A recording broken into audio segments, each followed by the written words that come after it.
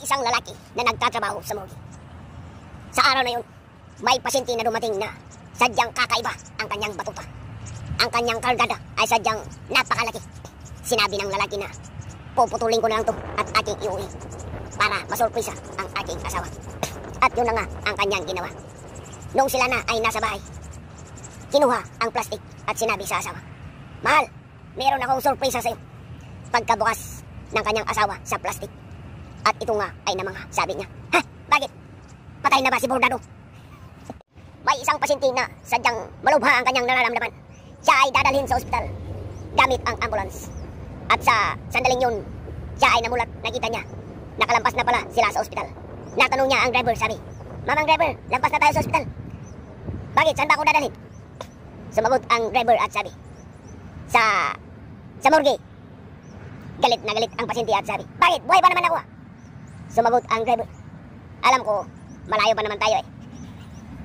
May isang mathematician na nag-apply sa morgue. Siya sana ay magre-resign dahil paunti-unti ang mga data na dumarating. Ngunit pagkaputok ng COVID-19, siya na ulit ay ginanahan. Siya ay nabuhayan ng dugo. At sabi, "Withdrawin ko na ang aking pagre-resign." May dalawang magkumari na nagkukwentuhan. Sabi ng isa, "Pare, bakit mo pala hiniwalayan si pare?" Sumagot ang isa at sabi, "Nasabi ko kasi sa kanya na kailangan ko pa ng maraming manikin sa aking wagwagan." Oh, tapos, akalain mo ay inuwin niya ang mga pinaggagawa nila doon sa kanilang pinagtatrabuhan. Bakit? Saan ba nagtatrabaho si pare? Doon sa morgue. May bagong trabahador sa morgue. Sabi niya sa datihan, "Pare, ba't parang may nararamdaman akong kalaban? Wala naman akong magita." Sumagot ang datihan at sabi, "Normal lang yan pare, nasa morgue tayo." Saan ka makakakita ng mannequin challenge? Walang iba kundi sa morgue. Doon sa isang party, sabi ni Lolo, "Ay putang ina, nalimutan ko pa ang aking postiso." Narinig ito ng kanyang katabi. Bumunot sa kanyang bulsa, may binigay na ngipin. Sinuot ni Lolo ay sadyang malaki. Bumunot ulit ang lalaki, binigay kay Lolo. Sinuot at maliit naman. Pangatlo ay sumakto na ang kanyang binigay. Pagkatapos ng kainan, nung sila ay nagpapahinga na, sabi ni Lolo, "Ay, buti na lang, may kasama na tayo dito na isang dentista." Ngumiti ang binata at sabi, "Hindi po Lolo, sa morgue ako nagtatrabaho." Doon sa morgue, sabi ng babaeng na byuda, "Pagkalibing ng aking asawa, gusto ko ang kanyang magiging suot ay black na damit. Kahit anong uri ng tila yan, mahal man o mura, basta't siya ay naka-black." At yun na nga ang nangyari. Pagkalipas ng isang linggo ng kanilang libingan, tumawag itong nabyudang babae sa morgue at sabi, "Magkano ba ang aking babayaran doon sa damit ng aking asawa?" Sumagot ang mortician at sabi, "Ma'am, okay lang po yun. Wala po kayong babayaran." "Ha? Paano wala?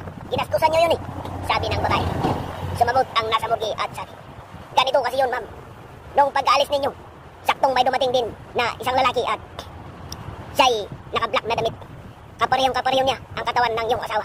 Natanong ko rin ang nabyuda kung okay sa kanya ang blue na damit at nag-oo naman. Kaya ang ginawa ko lang po ay pinagpalit ko lang ang kanilang mga ulo. Meron akong kaibigan. Laging masarap ang papulutan sa tuwing inuman. Buti na lang at nalasing. Siya'y umamin din. Doon pala sa morgue ang aking pinagtatrabahuan." Ang aking kaibigan na katatanggap sa trabaho sa morgue, isang araw pa lang siya ay tinanggal na sa trabaho. Natanong ko siya, "Pre, bakit ka pala tinanggal sa morgue isang araw pa lang?" Sumagot siya at sabi, "Putang inang mga kasama doon. Pinagkamalan ba naman ako na isang kanibal? Dinilaan ko lang naman eh." Doon sa morgue, sabi ng nurse sa kanyang kasama, "Ngayon lang ako nakakita ng sadyang napakalaking batuta at tayong-tayo pa." Siya daw ay parang ginaganahan. Sabi ng isa, "Sige, try mong sakyan." Di yun na nga ang kanyang ginawa. Pagkatapos ay nasabi ng isa na, "Oh, ikaw naman, ayos naman eh, ayos." Sumagot ang isang nurse, sabi niya, "May regla kasi ako ngayon eh." Kahit na, subukan mo. Hindi mo pagsisisihan yan sa buhay mo." Mayat maya na nga ay bumigay na rin ang nurse at kanyang sinakyan rin. Sila na ay nagkukwentuhan at biglang tumayo ang nakahimlay na patay. Nagulat ang dalawa, sabi nila, "Ha? Akala ko ba patay ka?" Sumagot ang patay at sabi, "Ikaw ba naman ang tuturukan ng dugo?" Yung akala kong nananaginip ako Dahil puno nga ng tao. Pero wala namang boy. Nasa morgue pala ako. May isang lalaki na araw-araw nag-iinom ng alak. Style lang halos maubusan ng alak ang sistema na kanyang pag-iinom. Kung kaya't siya ay binansagan ng puninaria. At nung siya ay tuluyang pumanaw, nasabi ng trabahador sa morgue, "Pare, kilala ko ang taong to. Di na kailangan ng formalin dahil si puninaria." Itong si Mario ay labis pa rin ang pagnanasa kay Maria.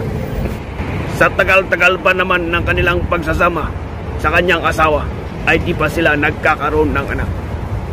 Isang araw, sa kasawiyang palad, ang asawa ni Maria ay naaksidente at namatay.